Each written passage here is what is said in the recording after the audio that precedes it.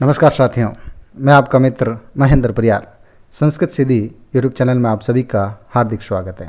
दोस्तों, संधि प्रकरण का यह हमारा 12वां वीडियो है और जिन विद्यार्थियों ने पूर्व में हमारे वीडियोस नहीं देखे हैं, डिस्क्रिप्शन में लिंक दिया हुआ है, उन पर क्लिक करके वीडियो देख लीजिए।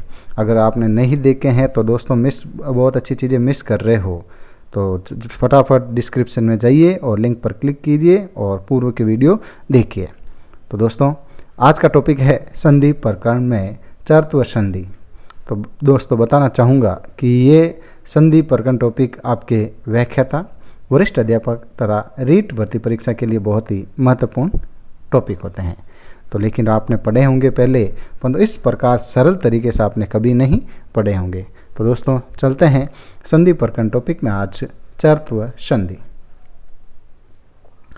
चरत्व संधि सूत्र है दोस्तों खरी च, बहुत ही संक्षेप में दिया हुआ है खरी च। तो दोस्तों होता है खर प्रत्यार, खर प्रत्यार। तो इस संधि में ये बहुत ही इंपॉर्टेंट स्लाइड है दोस्तों। अगर आप इसका स्क्रीनशॉट लेना चाहें तो ले लीजिए, आप इसको बहुत ही आसानी से समझ सकते हो। तो दोस्तों, इस स्लाइड में है जल प्रत्यार है, खर प्रत्यार है और उसी वर्ग का प्रथम वर्ण हो जाता है। तो पहले दोस्तों समझते हैं जल प्रत्यार कौन से होते हैं। तो दोस्तों देखिए, माहेश्वर सूत्र होते हैं जो 14 हैं इनकी संख्या। मैं जल प्रत्यार मैंने आपके लिए जो लाल वर्णों में किए हुए हैं वो जल प्रत्यार के अंतर्गत आते हैं।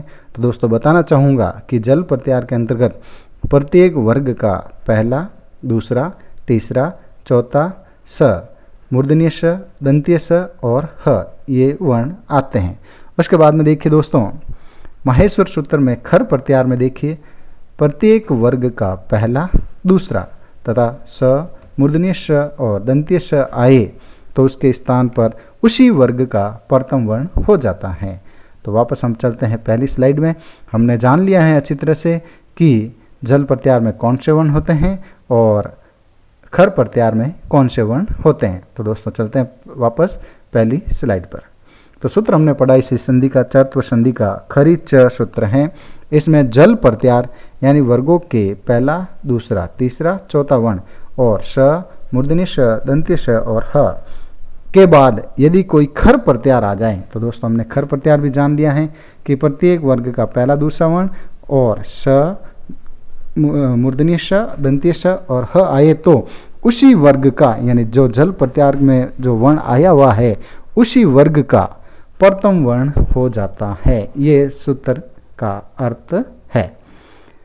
पढ़ते हैं दोस्तों आगे, समझते हैं संधि को, चरत्व संधि कि किस प्रकार जल प्रत्यार के आगे खर प्रत्यार आए तो उसी वर्ग का प्रथम वर्ण हो जाता है। देखते हैं दोस्तों चरत्व संधि के उदाहरण को देख लीजिए। तद प्लस परह। तो दोस्तों देखिए, तद दिया हुआ है, द जो जल प्रत्यार का वर्ण है, उसके बाद प खर प्रत्यार का वर्ण है।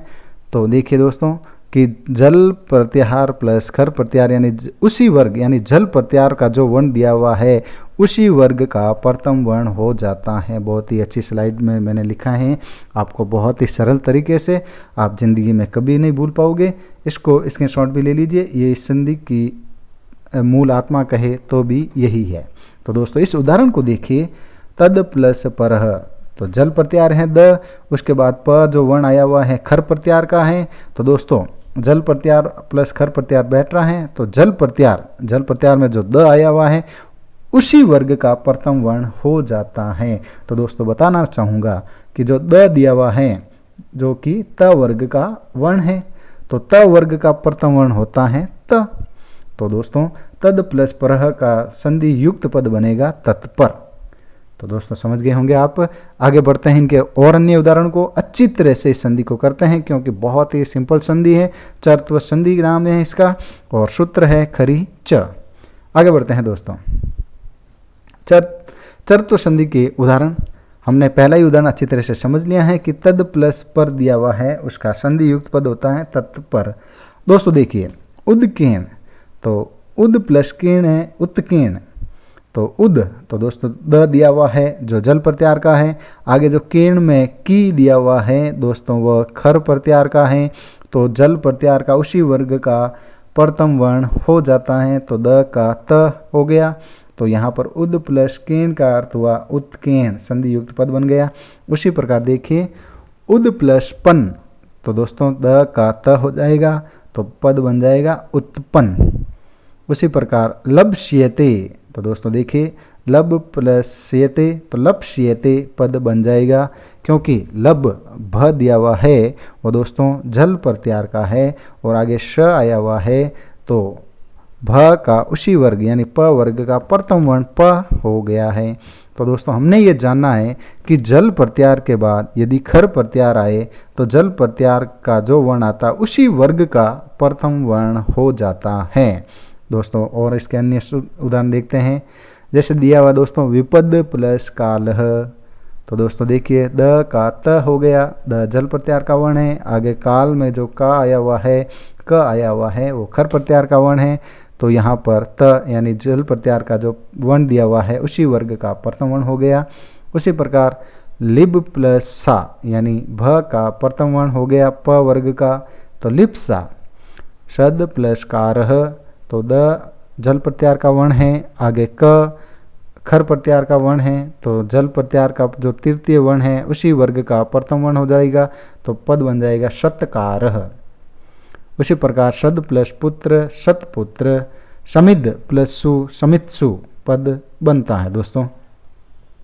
तो आशा करता हूं दोस्तों कि आपने चरत्व संधि को बहुत आसानी से समझा है। हमने इस संधि में इसका सूत्र जाना है खरीच। खरीच सूत्र होता है दोस्तों कि इसमें आपको मालूम है कि जल प्रत्यार के बाद खर प्रत्यार आए तो जल प्रत्यार का उसी वर्ग का प्रथम वर्ण हो जाता है। चरत्व संधि में हमने माहेश्वरी सूत्र से जल प्रत्यारों को जाना है, जो कौन कौन से होते हैं दोस्तों आपकी स्क्रीन पर दिख रहे हैं। उसके बाद हमने जाना है कि खर प्रत्यार में कौन कौन से होते हैं, तो वो ये भी आपकी स्क्रीन पे दिख रहे हैं। उनके स्थान पर उसी वर्ग का जो जल प्रत्यार का वर्ण आ रहा है उसी वर्ग का प्रथम वर्ण हो जाता है।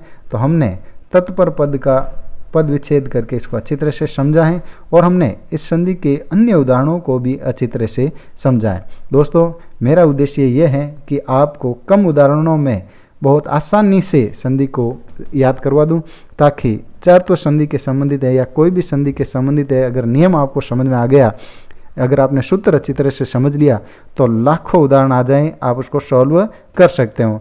कई दोस्त ऐसे करते हैं कि वो उनको रटते हैं, जबकि दोस्तों सूत्रों को कभी रटना नहीं चाहिए। सूत्र जो दिया हुआ है उनको समझ लीजिए, आप जिंदगी में कभी भी कोई भी संधि का उदाहरण आए आप आसानी से कर सकते हो। इसलिए दोस्तों मेरी सलाह यही रहेगी कि आप सूत्रों को रटें नहीं, सूत्रों को समझें और जो सूत्र जिस प्रकार कार्य करता है उसको समझ लिया तो आप संधि प्रकरण टॉपिक के संबंधित कोई भी सवाल कभी भी कंफ्यूज भी नहीं होंगे और गलत भी नहीं करोगे।